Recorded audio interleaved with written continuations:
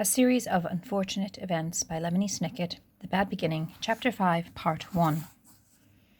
Unless you have been very, very lucky, you have undoubtedly experienced events in your life that have made you cry.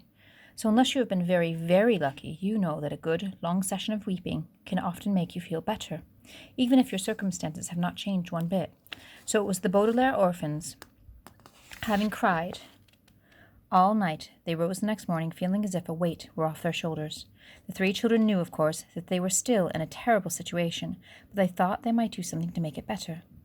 The morning's note from Count Olaf ordered them to chop firewood in the backyard, and as Violet and Klaus swung the axe down over each log to break it into smaller pieces, they discussed possible plans of action. While Sonny chewed meditatively on a small piece of wood, "Clearly," Klaus said, fingering the ugly bruise on his face where Olaf had struck him, "we cannot stay here any longer. I'd rather take my chances on the streets than live in this terrible place." "But who knows what misfortunes would befall us on the streets," Violet pointed out. "At least here we have a roof over our heads." "I wish our parents' money could be used now, instead of when you come of age," Klaus said. "Then we could buy a castle and live in it, with armed guards patrolling the outside to keep Count Olaf and his troop." "And I could have a large inventing studio," Violet said wistfully. She swung the axe down and split a log neatly in two, filled with gears and pulleys and wires and an elaborate computer system. "And I could have a large library," Klaus said, "as comfortable as Justice Strauss's, but more enormous." "Gibbo!" Sonny shrieked, which appeared to mean, "and I could have lots of things to bite." But in the meantime, Violet said, "we have to do something about our predicament." "Perhaps Justice Strauss could adopt us," Klaus said. "She said we were always welcome in her home." "But she meant for a visit, or to use her library," Violet pointed out. "She didn't mean to live. Perhaps if we explained our situation to her, she would agree to adopt us," Klaus said hopefully. But when Violet looked at him, she saw that he knew it was of no use. Adoption is an enormous decision, and not likely to happen impulsively.